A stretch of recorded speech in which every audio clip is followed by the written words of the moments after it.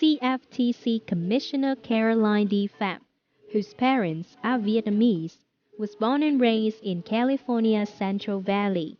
She has a BA from UCLA and a JD from the George Washington University Law School and was a recipient of the Manat Pham Scholarship for Excellence in Banking Law and the Vietnamese American Bar Association of the Greater Washington, D.C. Area Scholarship. Among other professional awards, Caroline D. Pham received the National Conference of the Vietnamese American Artists Cornerstone Award for Lifetime Achievement as the first Vietnamese American woman appointed by the President to a Senate-confirmed executive branch position. Commissioner Phạm is an internationally recognized leader in financial services compliance and regulatory strategy and policy, with deep expertise in derivatives and capital markets and emerging issues such as digital innovation. Her substantial experience spans key international issues such as prudential regulation and systemic risk, financial markets, including currencies and commodities, fintech, and digital assets.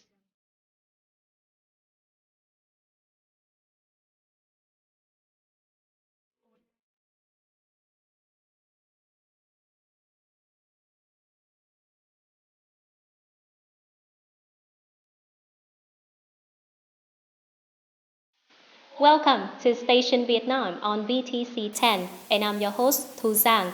In today's episode, we're going to have a conversation with the first Vietnamese American woman nominated by U.S. President to a Senate-confirmed executive branch position. Please welcome to the show CFTC Commissioner Caroline D. Phạm. Xin chào, Caroline, and thank you so much for joining our program today. Thank you, Zan, and hello to the VTC audience. Yeah, wonderful. To get started, could you tell the audience a little bit about yourself? So I'm very pleased to be here. This is my first time in Vietnam, and I've been very excited because I've been looking forward to visiting for a very long time. And I'm excited to be here on an official visit to partner with the U.S. Embassy, Hanoi, and also to seek to improve and to really strengthen our bilateral cooperation and partnership and reaffirm the friendship that United States has with Vietnam. Yes, that's right. So as you said that this is your first time to Vietnam. It is. Yeah, right. So what is the thread that connects you to your homeland? Yeah. To me, especially being a overseas Vietnamese, having been born in California, to me it's a lot of the culture that I remember growing up as a small child, the food, the sounds of the language, and I think a lot of the cultural values that have helped to make me a success, like education and hard work. So being here in Vietnam for the first time, it's an incredible experience to see everyone who looks like me, to see everybody who sounds like my family, and to be able to taste a lot of my favorite foods from growing up. What is the purpose of your trip to Vietnam this time?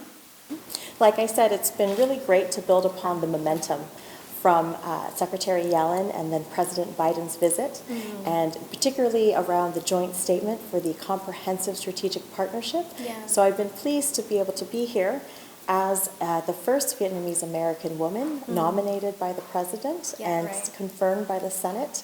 So as a U.S. government official, to be here and to help support the mission here, to be able to strengthen the friendship, like I said, all of that is very important. And I've really enjoyed my bilateral engagements, including with the State Bank of Vietnam, with the Ministry of Foreign Affairs, and with the State Securities Commission to improve the exchange of ideas and learnings and information, which will help me to better support the CFTC's mission around responsible innovation and around promoting fair competition, and in particular, my personal values as a commissioner, which are to support growth, progress, and access to markets.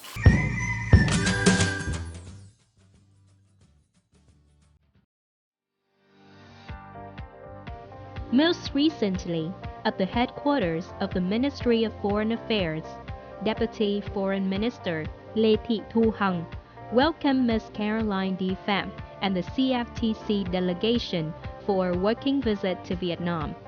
Appreciating the cooperation and support of the CFTC and Ms. Caroline Phạm personally for Vietnam's specialized agencies in finance and banking sector, thereby supporting Vietnam's development and making a substantive contribution to a bilateral economic relations.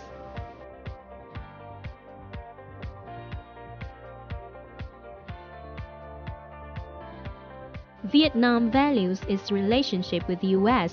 and is ready to develop a deep, stable, and substantive relationship with the U.S., concretizing the framework of the comprehensive strategic partnership based on 10 pillars established in September 2023.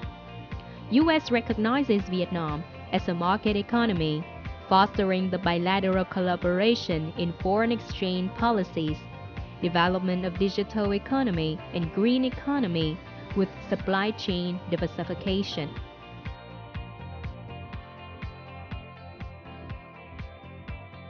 More and more American businesses, especially in the financial sector, are interested in Vietnam, affirming that Vietnam's financial market still has a lot of potential and strong attraction.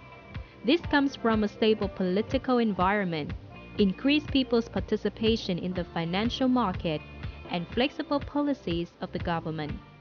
In the near future, CFTC will deploy activities to support Vietnam in training human resources, sharing experiences in building policy frameworks, risk management, and monitoring financial market development.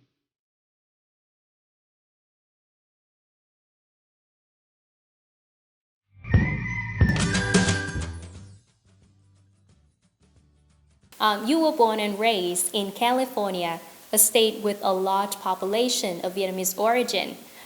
So how do you see the career development potential of the young Vietnamese American there? So I think that the career potential for young Vietnamese Americans and for all young people is really unlimited. As a commissioner, one of the things that I have tried to support and to promote, including in my previous efforts around diversity, equity, and inclusion, is the idea that you need to be a lifelong learner. You should have a growth mindset. You should be curious and open to new ideas. And I think some of these cultural values that I know my family raised me with and that I know are key to the Vietnamese culture, like hard work and the importance of education, these are the things that are contribute to the unlimited potential for success and to be having this desire for continuous education and improvement. Yeah. So from your own journey, in the early days, is it difficult for you to build your career in the U.S. as a Vietnamese American? And if yes, how have you overcome those challenges so far? It was challenging. So I grew up in an area in the Central Valley of California where we were the only Vietnamese family when I was born there. And for a long time, there was not other Asian Americans. You had to drive an hour and a half to get to San Jose, for example, where there's a big Vietnamese community and where we would go to celebrate Tet, for example. So what I learned as a young child, and again, these are some of the cultural values that are very important, is to have tenacity, to have perseverance, and to be resilient. So my mother used to always tell me, if you want something enough, you will find a way. And that's something that has really guided me in my career, that no matter what challenges I face, no matter if people don't believe in you, I know that my family believes in me and that I believe in myself, and to continue to try your hardest, to work as hard as you can and to do your best, and then success will follow. That's really meaningful. Yeah, okay, so could you name some interesting places that you plan to Vietnam in this trip? Oh, yes. So unfortunately, this has been such a short official visit, but I do hope to be able to come back, and I would love to come back with my family as well. So yesterday we went to the Imperial Citadel, and that was an incredible incredible experience because it is a UNESCO World Heritage Site, Yes. but I think also to see the continuity and the strength of the different Vietnamese dynasties for 1,000 years. It was incredible to learn about this history that connects me and that helps us to feel proud of being Vietnamese heritage and culture. So I really appreciated being able to visit the Citadel.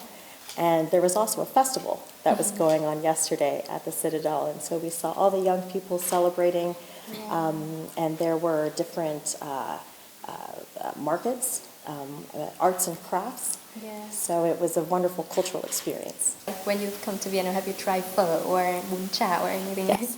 So my mom makes pho Yeah. from scratch. It takes her 2 days. So I will say that my mom's pho is the best pho. But here in Vietnam, I have been very excited to have pho bo, pho ga, Phở gà, and I tried for the first time bún chả, bún chả, which was delicious. bún chả Obama.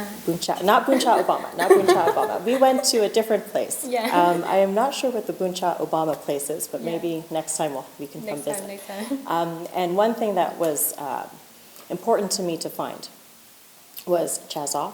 Chả giò. Chả giò. Oh, I love chả giò. delicious. Chả giò is one of my favorites. Yeah. And my mom also would make chả giò from scratch at home. Yeah, that's so cute. And after this trip, do you plan to come back to Vietnam soon? And maybe next time would be with your family. Yes, I would love to be able to come back to Vietnam soon, Yeah. especially because this was such a short trip.